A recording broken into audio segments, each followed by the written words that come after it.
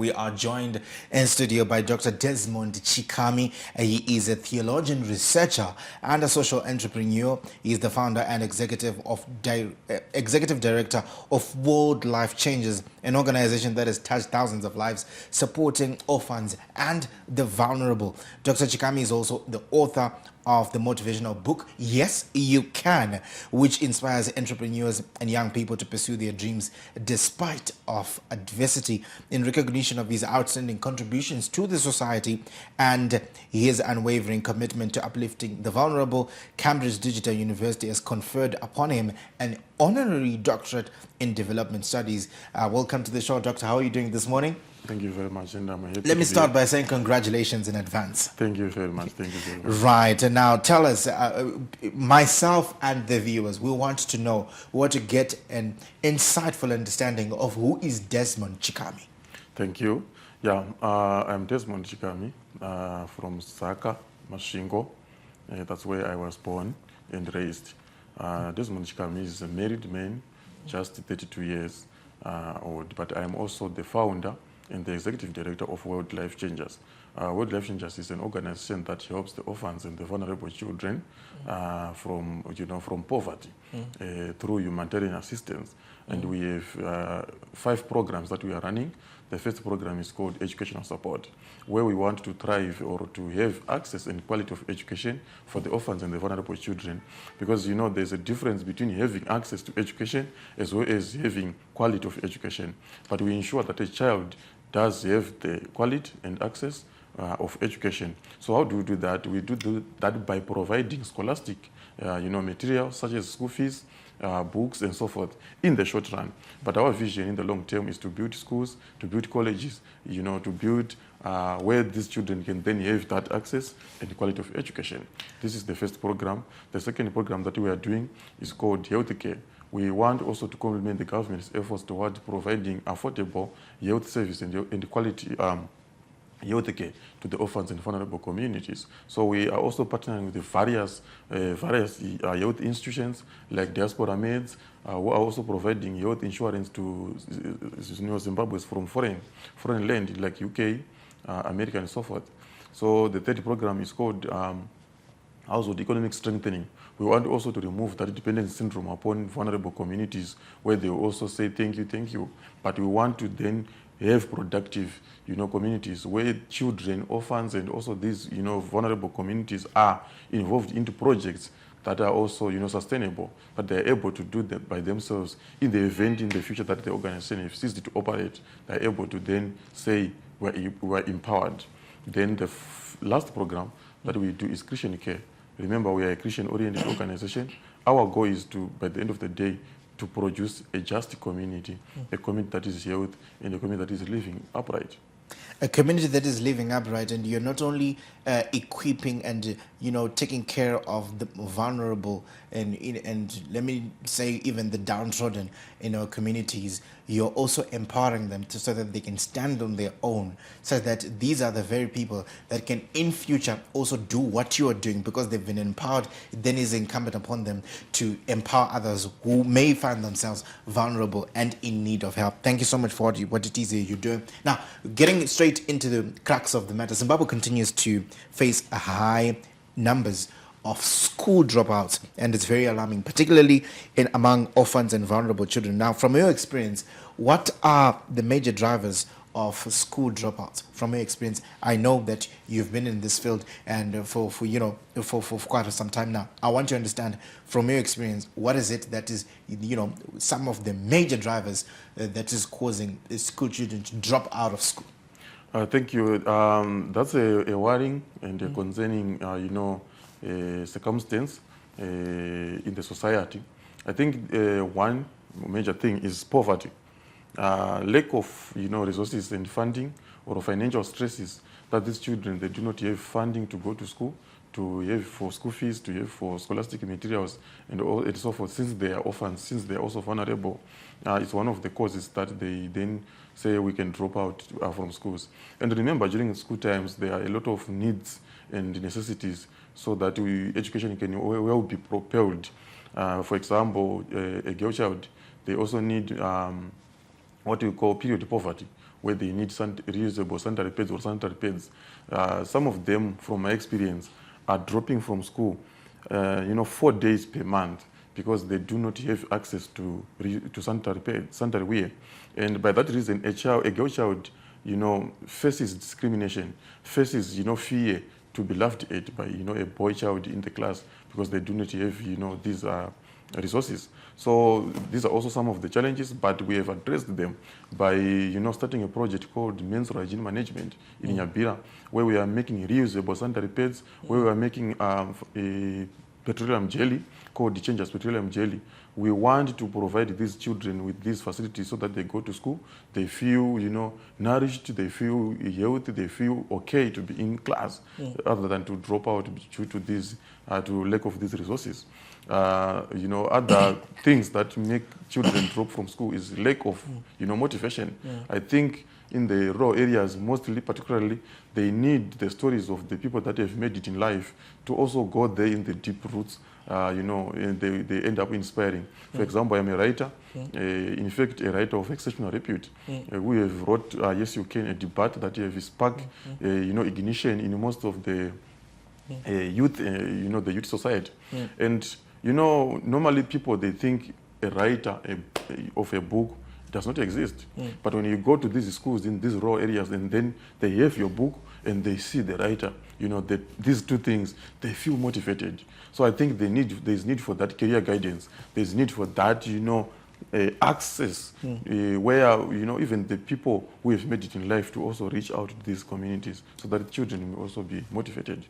Now, tell me, I want to understand, how does the vulnerability and lack of education contribute to drug abuse and crime? How does that, because we've seen it, quite a number of the youth, like you were alluding to, they're now involved in drugs, they're now involved in crime, all sorts of things that are despicable. Now, I want you, maybe if you can weigh in on that, where does the vulnerability and the lack of education contribute to drug abuse and crime? Well, the drug and substance abuse has become a scourge, actually a serious scourge in Zimbabwe, because most of the youth have actually indulged in that. I think the vulnerability causes, this youth to then think to sort to drug and substance abuse, in the sense that, number one, they will lack parental guidance. Since they are orphans, since they are vulnerable groups, they do not have, the parental care. There are those, parents who would say, don't do this, who will say, I'm looking after my child. They are just vulnerable, they don't have a parent to look after them, so they will be vulnerable to drug and substance abuse. So we are also saying, as an organization, it's now our role to become co-parents to these children, because we will be then, guiding them, since they are lacking that parental guidance. Number two, vulnerability causes these children to indulge into drug and substance abuse, in the sense that they will also want acceptance in the society. You are a vulnerable child in the society and you are seeing other youth indulging into drug and substance abuse, then you would want to join them because of peer pressure, and to say, maybe we can be together. If they see me joining them, then they know we are one. Yeah, there are so many, factors of being a vulnerable child that can lead to drug and substance abuse. Some is peer pressure, lack of parental care, even lack of awareness that why drug and substance abuse is wrong. Right. So you talk of peer pressure, you talk of you talk of parental guidance is sometimes not available, it's absent. I'll need to understand. We can clearly agree that this is happening and it needs to stop, and it needs to stop now.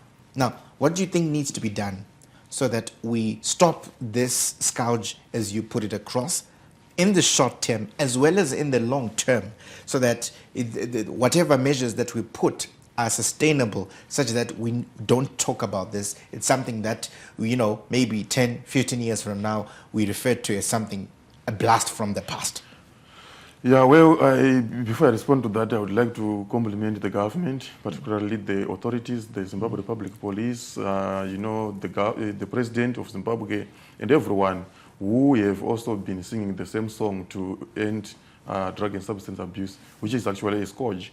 I think there is one need for awareness. There is need for serious awareness into everywhere, be it from here, media streaming, everywhere we need to then have awareness to say, please stop drug and substance abuse. And what are the reasons why you should stop drug and substance abuse? I think the youth are the backbone and the vanguard of the economy in the future.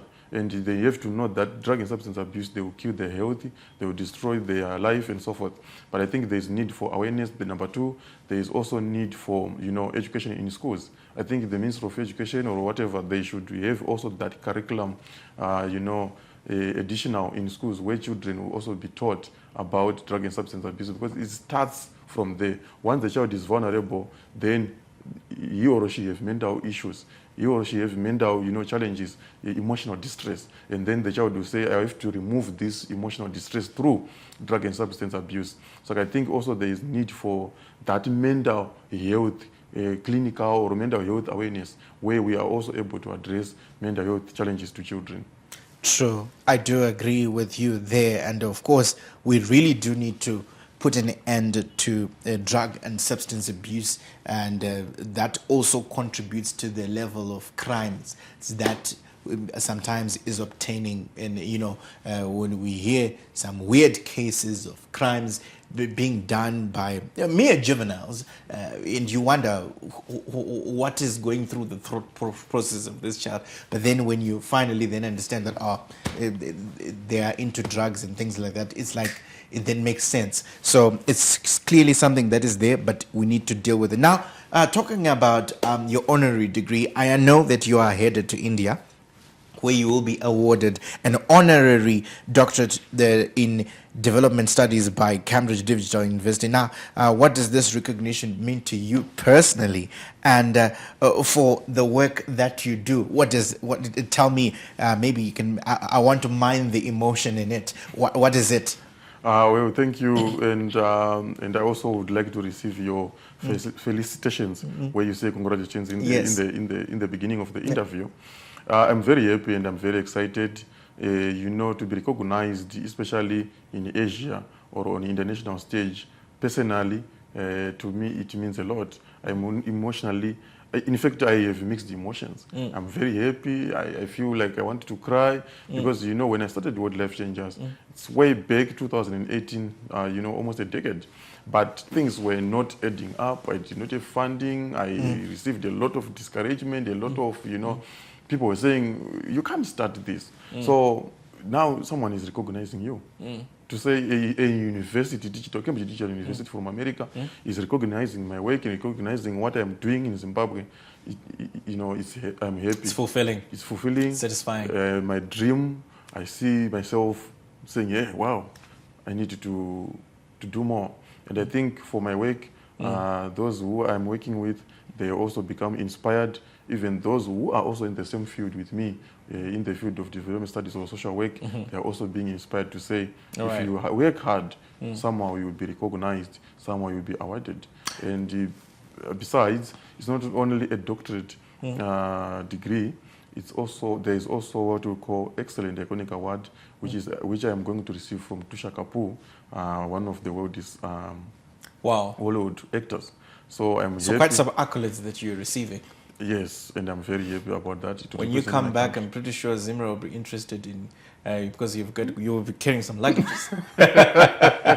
And just before I let you go, all those you talked about people who discouraged you when you start. So it tells me that it's been a journey of some degree of perseverance as well from the time that you did start. Is any one of them watching? If they're watching, just quickly, 10 seconds, what would you like to say? Looking at that camera. Thank you very much to those who are watching and those who were discouraging and those who had no hope in me. I'm happy that I have been recognized, and I'm happy that my work is also being seen and internationally recognized. I encourage you also to start whatever you are dreaming, despite the Right. circumstances. Dr. Desmond, thank you so much.